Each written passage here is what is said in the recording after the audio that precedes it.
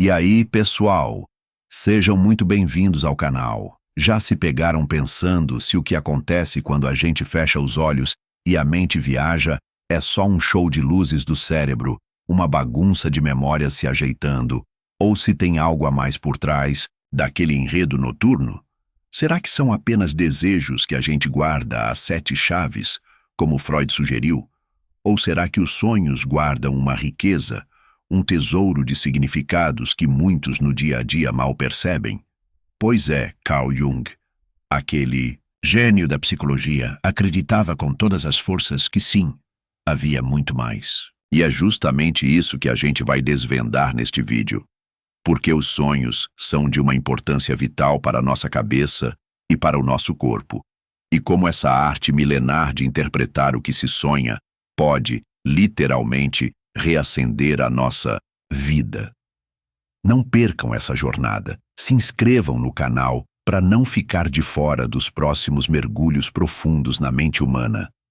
É uma pena que, nos dias de hoje, essa joia rara, esse produto tão efêmero e, à primeira vista, insignificante, da nossa mente tenha caído em tamanho desprezo. Antigamente, ele era visto como um arauto do destino, um presságio, um ombro amigo que trazia conforto, um mensageiro divino.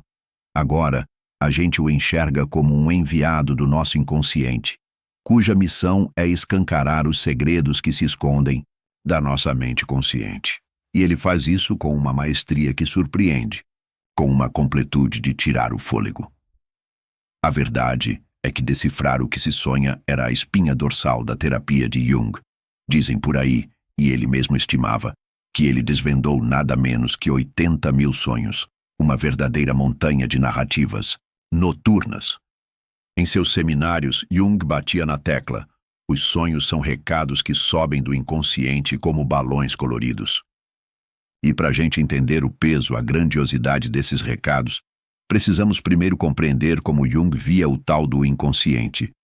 Numa palestra lá em 1934, Jung escreveu que é como se nossa consciência fosse um navio em alto mar, navegando pelo grande oceano do inconsciente. Pensa bem. O destino de um navio é traçado, em parte, pelo humor do mar. Da mesma forma, a direção da nossa vida é um reflexo profundo das ondas do inconsciente. E tem mais. Assim como o mar esconde recursos preciosos, tesouros que brilham e perigos que espreitam, que não se veem facilmente da superfície, nossas profundezas inconscientes guardam potenciais para o bem e para o mal. Tudo misturado, tudo à espreita. O crescimento da gente, a tal da evolução psicológica, segundo Jung, acontece quando a gente traz o que está escondido no inconsciente para a luz da consciência. É como acender uma lâmpada num quarto escuro. Isso enriquece a nossa pessoa, aumenta o que sabemos sobre nós mesmos e, de quebra, promove uma completude psicológica, uma sensação de que tudo se encaixa. A gente não alcança a iluminação imaginando figuras de luz, ele dizia, mas sim trazendo a escuridão à consciência. E se tem algo que facilita esse processo, são os sonhos.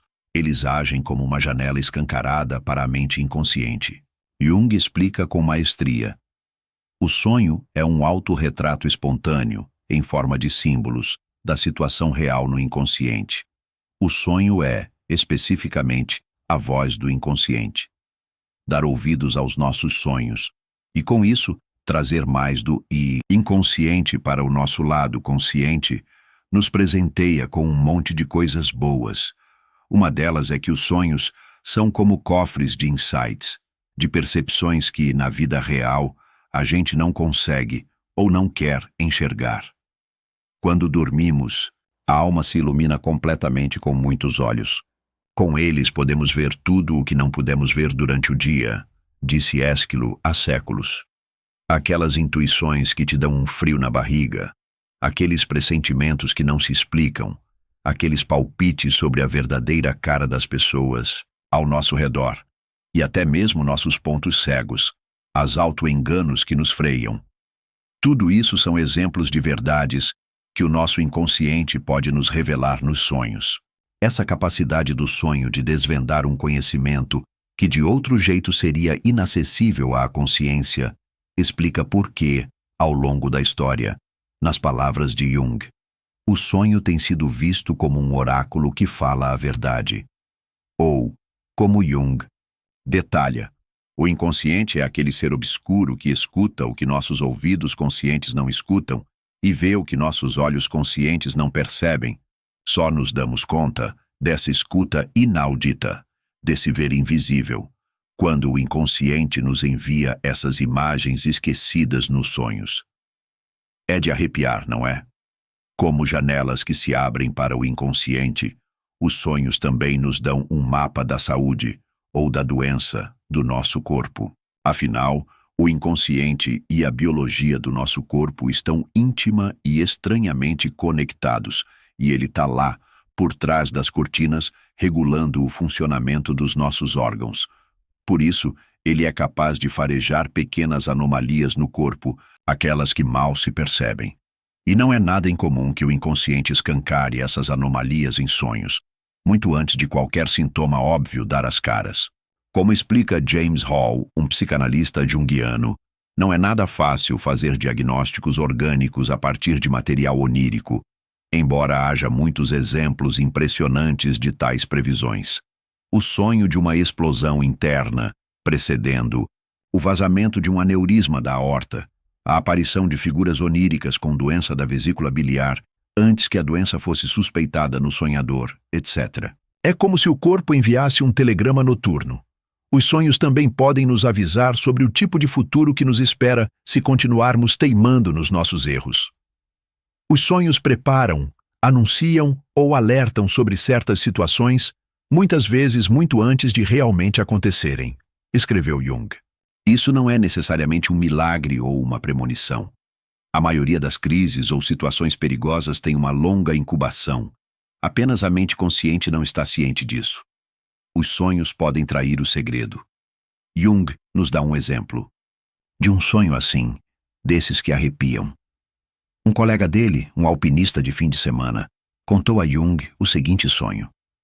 Ele escalava uma montanha, e quanto mais subia, melhor se sentia. Ao chegar no topo, ele queria continuar a escalar e então, passo em falso, pisou no ar, no vazio, e de repente acordou. Jung, com sua intuição afiada, sentiu que aquele sonho era um alerta, um aviso do inconsciente. Ele implorou ao colega que tomasse precauções extras em qualquer escalada futura ou que as evitasse de vez. Mas o homem não deu ouvidos ao conselho. 3 meses depois ele foi escalar e, nas palavras do próprio Jung, um guia que estava abaixo o viu literalmente pisar no ar enquanto descia uma rocha. Ele caiu na cabeça de seu amigo, que esperava mais abaixo, e ambos foram esmagados lá, embaixo. Um desfecho trágico, um prenúncio que não foi escutado. Os sonhos também desempenham um papel crucial no processo criativo. São a faísca que acende a chama. Sabemos, pela história da filosofia, da ciência, da arte e da literatura, que muitas das maiores criações e descobertas do mundo nasceram da inspiração de um sonho. Um sonho soprou no ouvido do químico russo Dmitri Mendeleev a ordem correta dos elementos na tabela periódica. Auguste Kekulé, em um cochilo criativo, viu a estrutura do anel de benzeno. A ideia central do clássico O Médico e o Monstro, de Robert Louis Stevenson, surgiu para ele em uma noite de sonhos.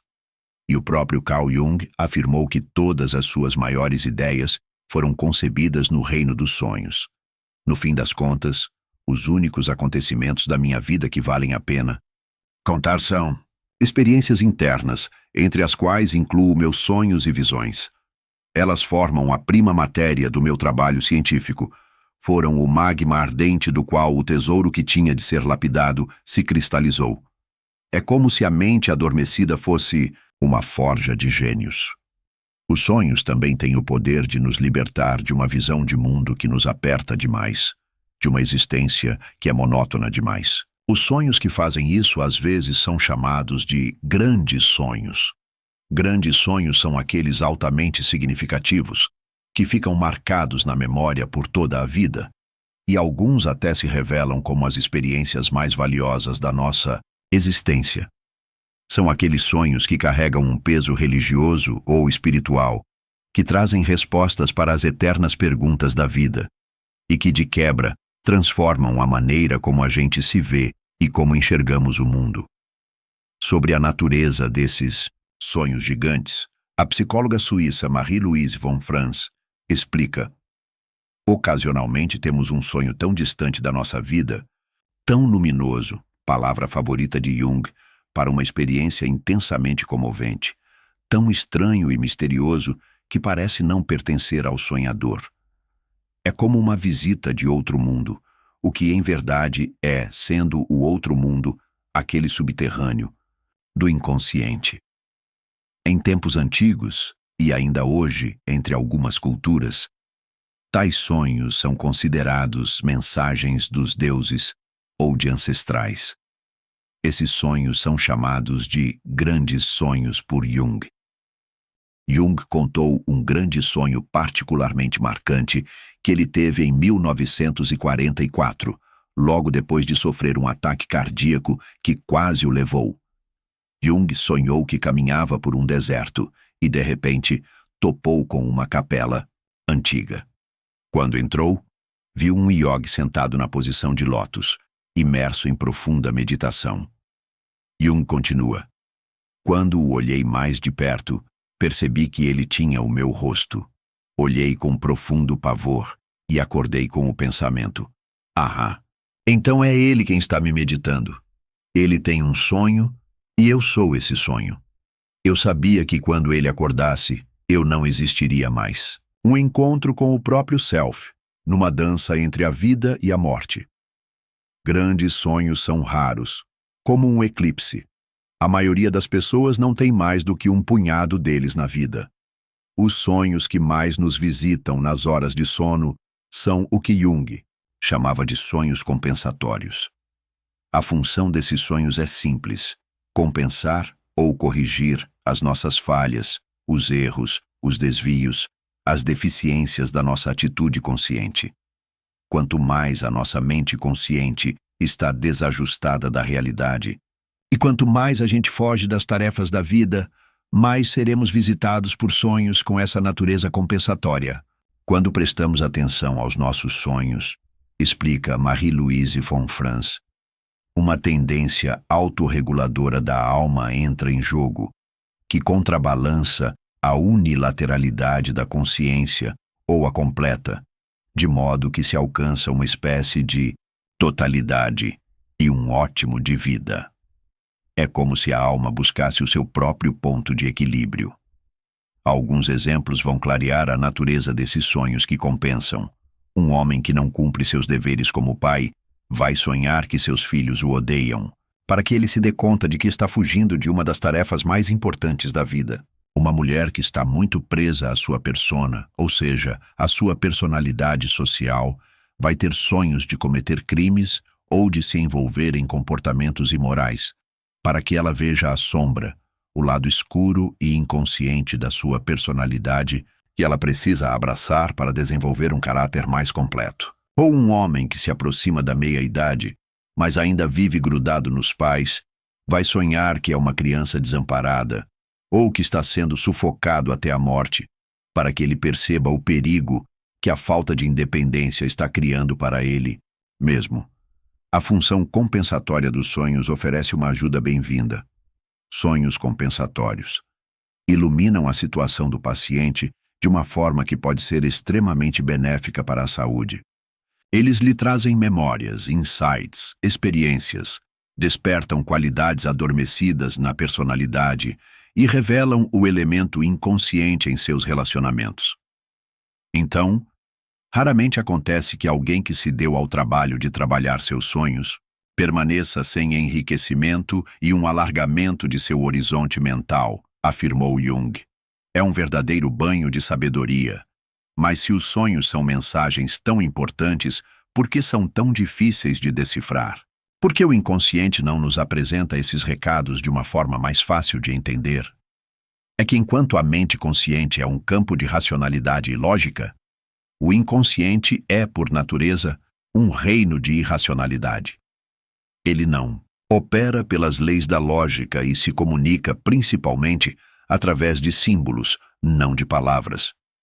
Assim como uma planta produz sua flor, a psique cria seus símbolos. Cada sonho é uma prova desse processo, explica Jung.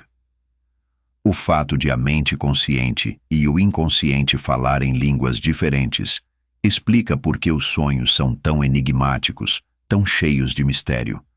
Mas o fato de não compreendermos completamente o significado dos símbolos que nos são apresentados nos sonhos não quer dizer que eles não nos influenciem. Pensa nas fábulas, nos mitos, nos ensinamentos religiosos e rituais que transcendem a compreensão racional e ainda assim moldaram a humanidade por milhares de anos. Da mesma forma, os sonhos podem traçar o curso da nossa vida, mesmo que a gente não os entenda por completo. Os sonhos abrem caminho para a vida, e eles te determinam sem que você entenda a sua linguagem, escreveu Jung em O Livro Vermelho, ou como ele explicou em outro lugar.